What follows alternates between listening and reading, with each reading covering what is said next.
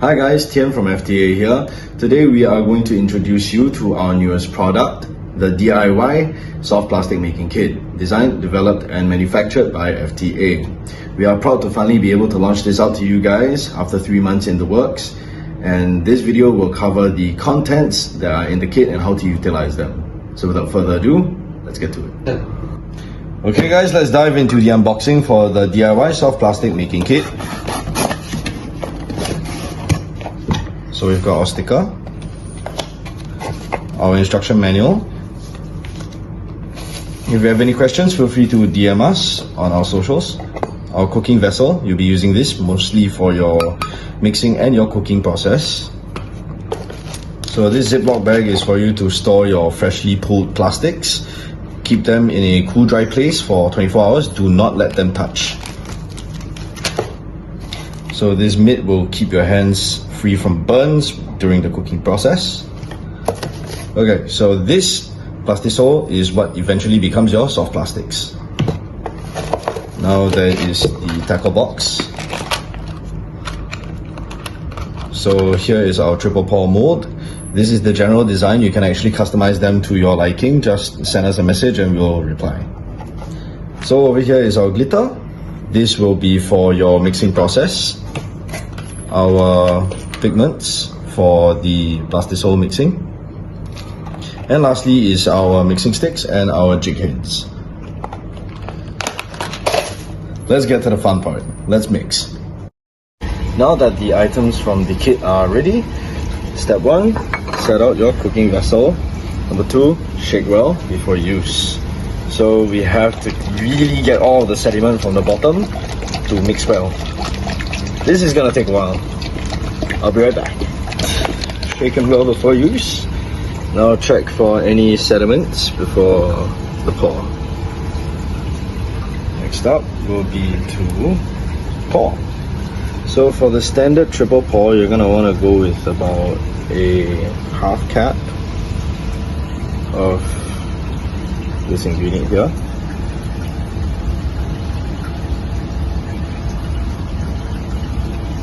Right, cap that over and set that aside.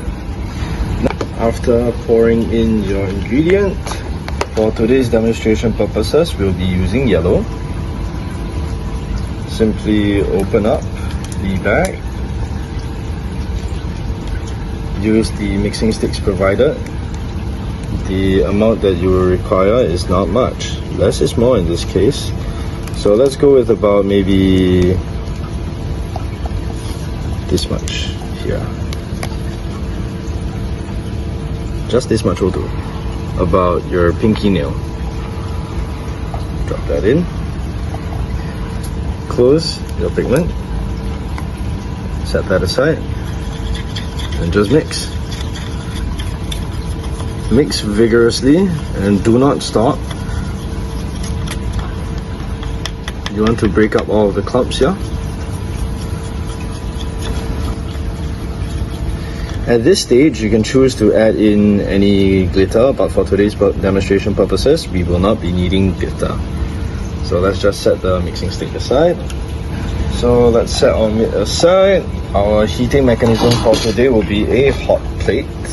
Most of you at home will be using a stove, so please remember to set this on the very lowest setting. And at the same time, please do this in a well-ventilated area, so open all of your windows, turn on the fans if you can. Those of you that are below 18, please seek parental guidance or have somebody who's old enough to supervise you if you really need the assistance. So let's carry on. Let's turn this on to number 1. And then give it a quick stir. And then set the whole thing over here, right into the middle. We are going to just very slowly stir this while waiting for it to heat up. The goal temperature will be around 160 degrees Celsius to 180 degrees Celsius. One of the key ways that you can find out that it's getting near there is when you see that the color pigments are moving on their own. So right now, the hot plate has barely even started. It's going to take a while.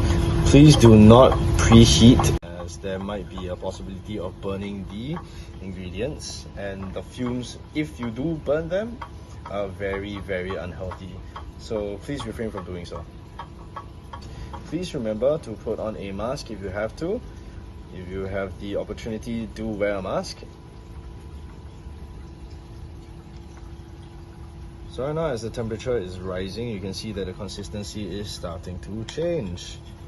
It's starting to look almost gel-like, but just continue. So right now we have reached the gel-like stage.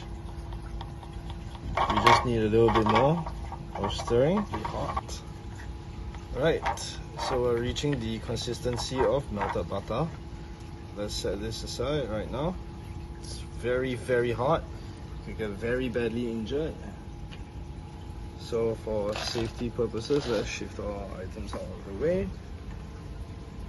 Put on the mitt. Pick these up. So the secret to these, right, is you want to pour without allowing the material to go flush. Just enough will do.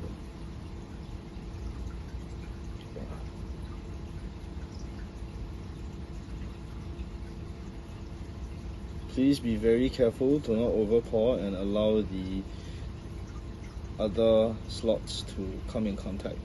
It will cause them to link up.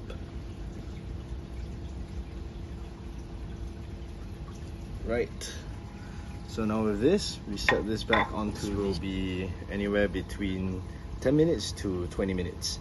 And at the same time, since this is also reheating, any of your previous projects, such as this, can also be thrown back in to smelt and repour. Please remember, you can choose to cut them up or break them into smaller pieces to make it easier to melt. This is a great way to recycle old plastics. I'll see you when it's time to pull. Okay, so now to start with the pull, I prefer to go tail side first.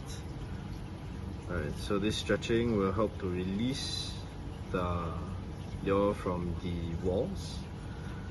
So all you have to do is just nudge it out, just pull.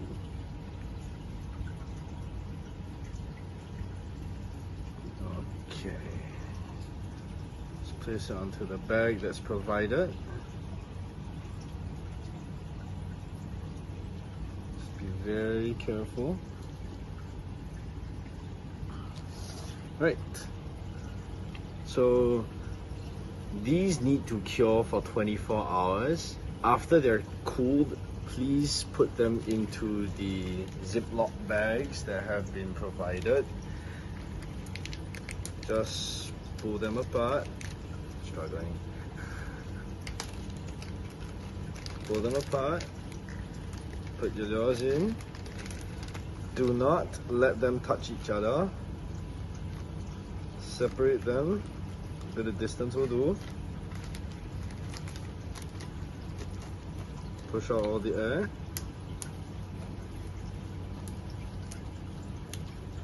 And now you leave them alone for 24 hours. For the other plastics, you can actually remelt. So, remember earlier you saw that I was still pouring around? Well, we had some leftover material, yeah? All we have to do is just put this back on top of the heating element, and then we are good to go. This will be good for another pour. So let's just turn the heat back up a little bit. The mold itself is ready for the repour at any given moment. No need for any preheating, no need to do any preemptive work. Just okay. Outside of that, you can also, it is strongly recommended that you wash your other soft plastics before you reheat and resmelt them for the next pour. That way you get to take out any of the non-plastic ingredients as well. Very important to break them down slightly before you reintroduce them into the bowl. That way you can actually pick and remove. This also helps you to recycle more of your products and waste less money.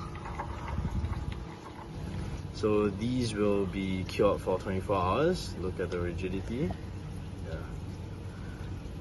As compared to this, which hasn't cured for 24 hours, you can see the difference.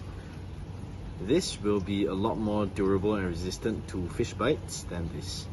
So be patient and give it its 24 hours. Cool. Alright, so this is the finished product. Please feel free to send us any DMs or emails if you have any inquiries. We look forward to hearing from you. Tian from FTA, signing out.